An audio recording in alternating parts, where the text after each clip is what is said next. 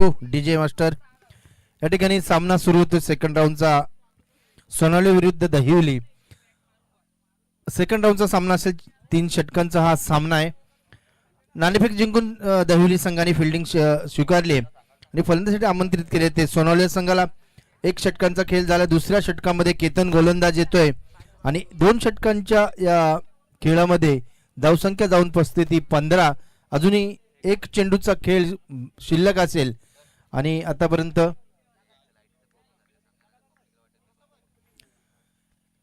या ठिकाणी लाईटचा काहीतरी इश्यू होता, त्यामुळे आपले हे लाईव्ह बंद होते किंवा कॉमेंट्री बंद होते, त्यामुळे सर्व प्रेक्षकांची मी दिलगिरी व्यक्त करतोय. आता पुन्हा एकदा आपण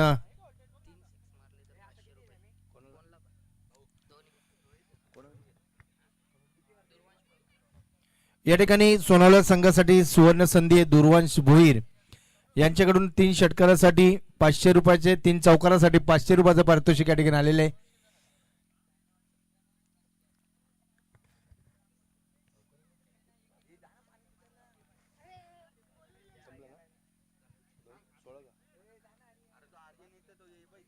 या ठिकाणी 2 षटकांचा खेळ समाप्त होतोय आणि 2 षटकांच्या समाप्तीनंतर सोनावले संघाची धावसंख्या जाऊन पोहोचते ती 16 या धावसंख्येवर.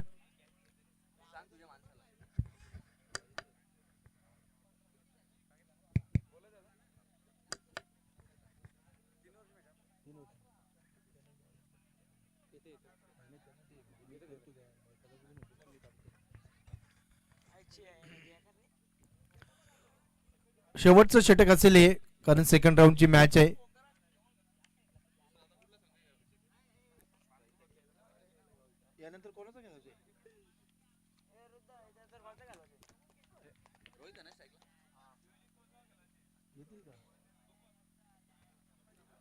सध्या गोलंदाज या ठिकाणी उत्तम. पहिला चेंडू डॉट. धावसंख्या 16 या धावसंख्येवर स्थिरावलेली. 3 षटकांचा सामना सेकंड राऊंडचा. चांगली अजूनही 5 चेंडूचा खेळ शिल्लक आहे. चांगली धावसंख्या उभारावी लागेल सोनावले संघाला. मात्र दहिवली संघ तेवढाच ताकदीचा या ठिकाणी पाहायला मिळतो आणि तोच प्रयत्न सोनावले संघाकडून पाहायला मिळतो आणि या चेंडूवर जातोय षटकार. 6 धावा.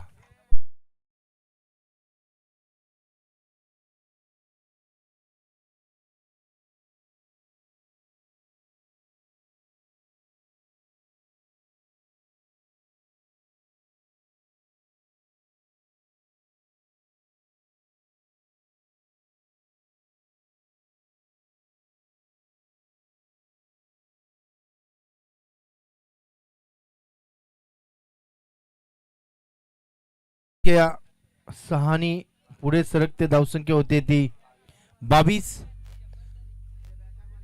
अजूनही 4 चेंडूंचा खेळ शिल्लक आहे. आत्ताचा चेंडू खोलवर टप्प्याचा चेंडू. कमबॅक करतो उत्तम या ठिकाणी दहिवली संघासाठी.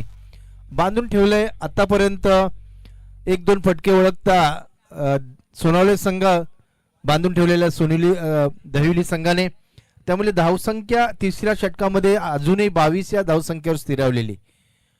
पुलटा चेंडू यावेळेस स्कोरलेग पंचांच्या डावीकडून चेंडू गेलाय सीमेरेषेवर. मात्र क्षेत्ररक्षक त्या ठिकाणी तैनात. 2च धावा या ठिकाणी पाहायला मिळतील. क्षेत्ररक्षक विजय होते, त्या ठिकाणी मिस फिल्डिंग पाहायला मिळाली. मयूर होते, मयूर. आणि 2 धावा मिळतात. 2 धावसंख्येने धावसंख्या वाढते ती 24. अजूनही 2 चेंडूंचा खेळ शिल्लक आहे आणि सलामीला आलेला रोहित अजूनही खेळपट्टीवर खेळतोय. या वेळेचा चेंडू पुन्हा एकदा सरळ रेषेने फेकून दिला. त्या ठिकाणी क्षेत्ररक्षक उपस्थित, मात्र 2 धावा रोखू शकला नाही. पुन्हा एकदा ओव्हरथ्रोची धाव घेऊ शकले असते, मात्र शेवटचा चेंडू आहे. स्ट्राईक ही रोहितला हवी आहे आणि या 2 धावेनी संघाची धावसंख्या जाऊन पोहोचते ती 26.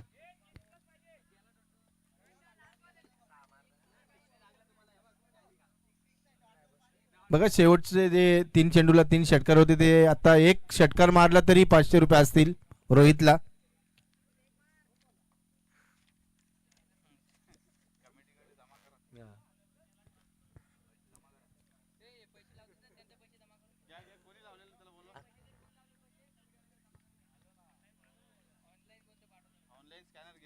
बघूया रोहित शेवटचा चेंडू आणि या ठिकाणी फलंदाज बाद होतोय. धावसंख्या स्थिरावलेली आणि तिसरं षटक संपतंय आणि सामन्याचाही पहिल्या इनिंगचं तिसरं षटक संपतोय. 3 षटकांच्या समाप्तीनंतर संघाची धावसंख्या आहे 26. 27 धावांचं आव्हान असेल ते दहिवली श्री गणेश दहिवली या संघाला.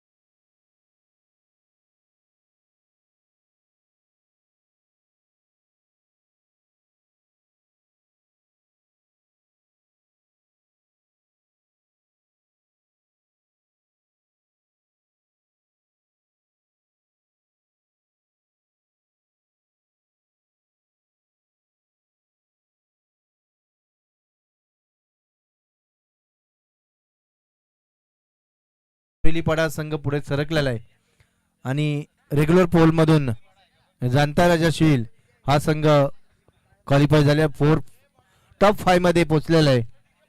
आज एक संघ आपल्याला पाहायला मिळेल क्वालिफाय होताना.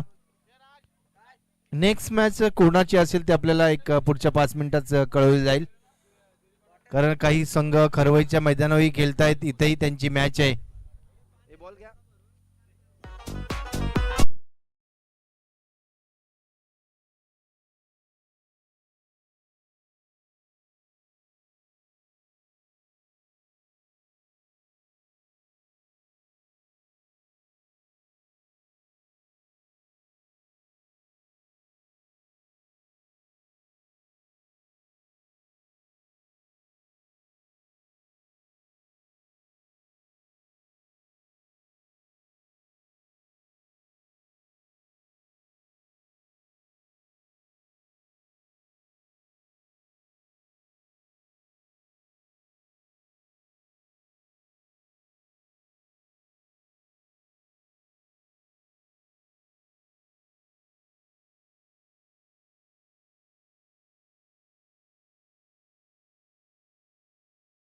कोचगाव दोन्ही संघाच्या कर्णधाराने नाणेफेकीसाठी यायचंय.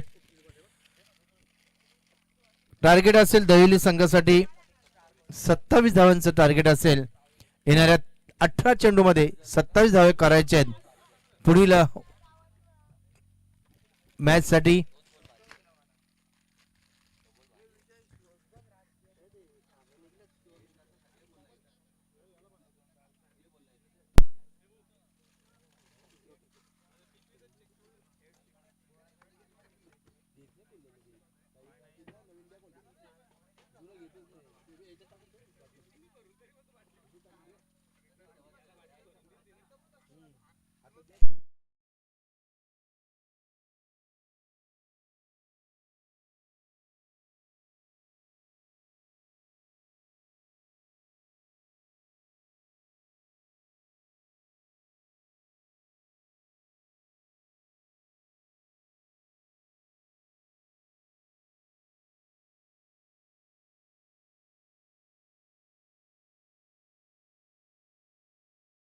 फलंदाजासाठी उतरले ते संदेश आणि पारश ही सलामीची जोडी दहिवली संघाकडून पहिल्या मागच्याच आठवड्यात या दहिवली संघ सुपर 3 मध्ये दाखल झाला होता आणि त्या संघाने किती नंबर गोरेगाव टुर्नामध्ये फ्रेंच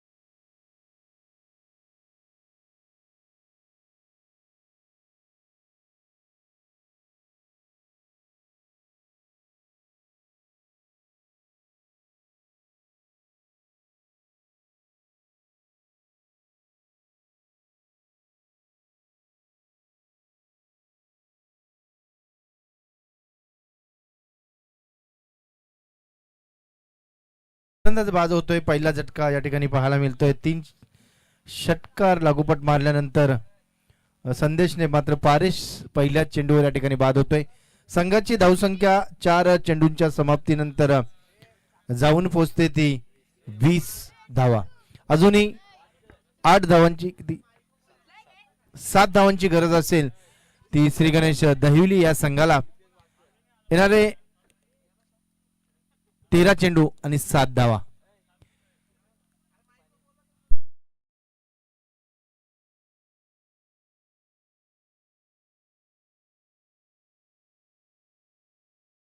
दहिवली या संघाने रिवर्सचा फटका आणि हा फटका सक्सेस होतोय आणि फटका जातोय सीमारेषे पार चौकार.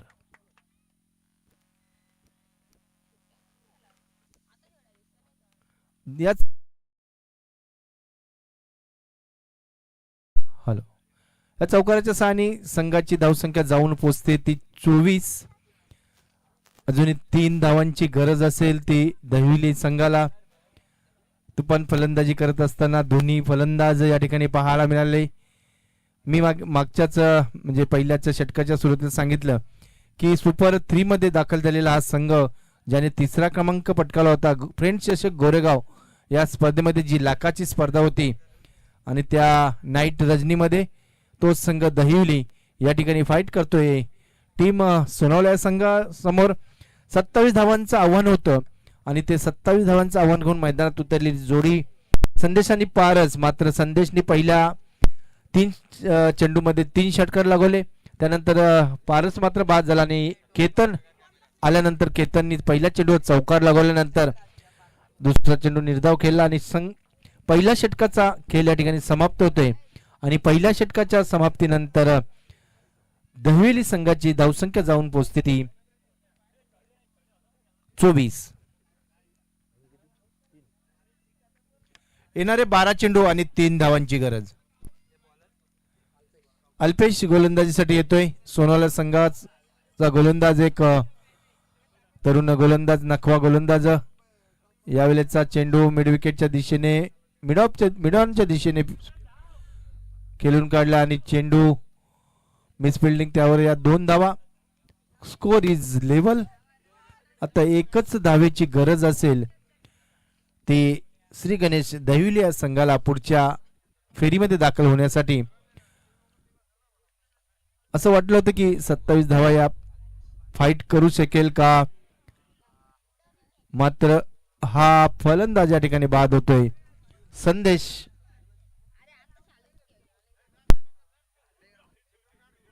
अवघे एकच धावेची गरज असताना मोठा फटका खेळण्याच्या नादात संदेश या ठिकाणी बाद होतोय. दुसरा झटका या ठिकाणी पाहायला मिळतोय तो श्री गणेश दहिवली संघाला. पहिल्या षटकामध्ये जर गोलंदाजीने चांगली गोलंदाजी केली असती तर कमबॅक करू शकला असता सोनवला संघ. कारण कमी रनही या ठिकाणी डिपेंड होऊ शकतात. जे आपण कालच्या मॅच मध्ये जांताराजा शील आणि मानकिवली या संघामध्ये झालेल्या मॅच मध्ये आपण पाहिलं की 31 धावांचं आव्हान होतं मानकिवली संघासाठी. मात्र त्याही डिपेंड केल्या शील संघाने आणि सामना आपल्या खिशात घातला होता. मात्र या ठिकाणी 27 धावांचं आव्हान घेऊन उतरली होती ती दहिवली संघ. एक धावेची गरज असेल.